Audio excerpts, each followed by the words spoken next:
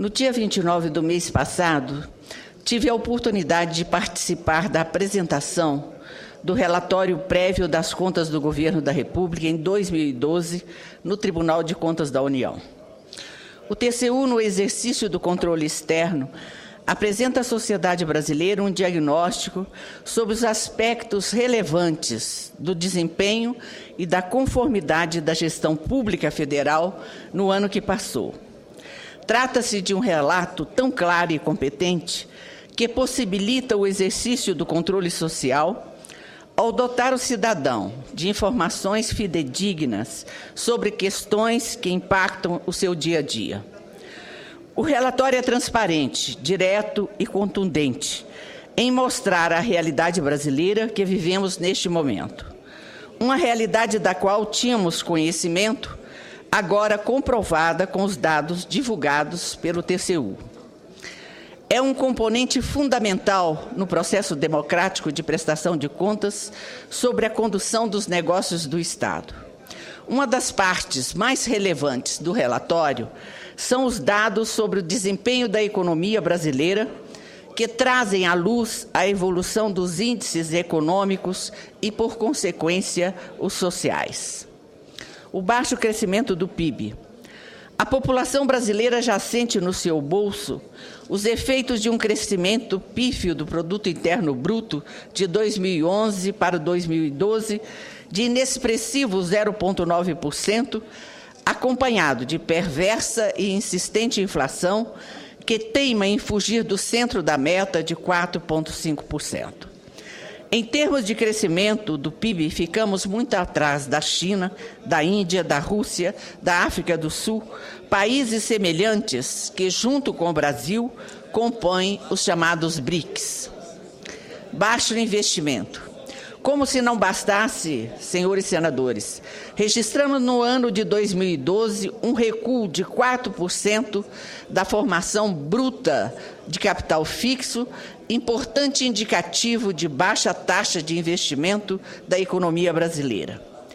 Esse indicador mede o quanto as empresas aumentaram seus bens de capital, ou seja, justamente aqueles bens que servem para produzir outros bens. São basicamente máquinas, equipamentos e material de construção.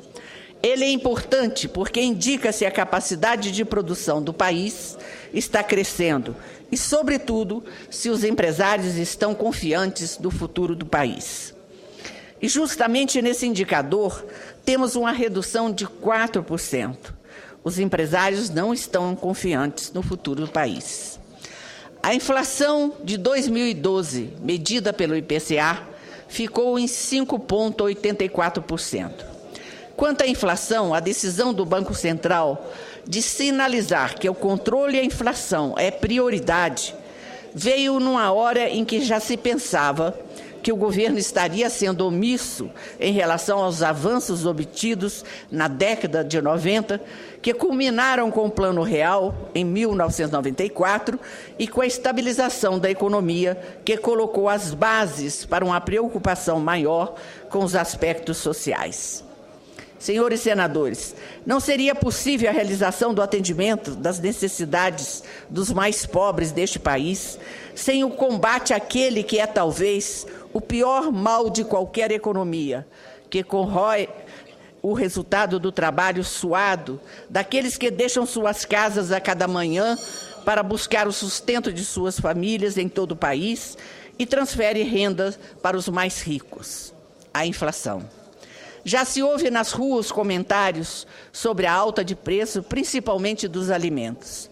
Este é o pior dos mundos, ao qual nenhum brasileiro deseja voltar, e espera-se que o governo assuma a gestão da economia no caminho certo e não com medidas paliativas. O Brasil obteve o menor desempenho do PIB entre os países que compõem os BRICS, há pouco considerados a locomotiva do desenvolvimento mundial. No contexto da América Latina, o Brasil, que há pouco atraía a atenção mundial, alicerçado na base segura dos paradigmas econômicos da estabilidade trazida pelo Plano Real, só não foi pior do que o Paraguai, cuja economia decresceu 1,2%. pouquinho, senhor presidente. E olha que os dados analisados pelo TCU ainda nem tinham os parâmetros da chamada Aliança do Pacífico, constituído da Colômbia, México, Peru e Chile. Enquanto o Brasil se fecha na mesmice e no desgastado Mercosul, os países do Bloco do Pacífico comemoram invejáveis índices de desenvolvimento econômico. Com 22 anos de existência, o Mercosul tem tratados de livre comércio com Israel, Palestina e Egito. O Bloco do Pacífico tem livre comércio com mais de 50 países ou blocos, incluindo a China, os Estados Unidos e Europa, com tratados assinados individualmente pelos países. O Mercosul, incluindo o Brasil, exporta 335 bilhões de dólares, enquanto a recém-criada Aliança do Pacífico tem exportações de 556 bilhões de dólares. A previsão do crescimento deste bloco para 2013 é o dobro do previsto para o Mercosul. Já concluo, senhor presidente. Portanto, senhor e senhoras senadores, é hora de acordarmos e clamarmos por uma governança menos ideológica e mais comprometida com o futuro do país e, acima de tudo, com nossa população. Era o que tinha a dizer, senhor presidente.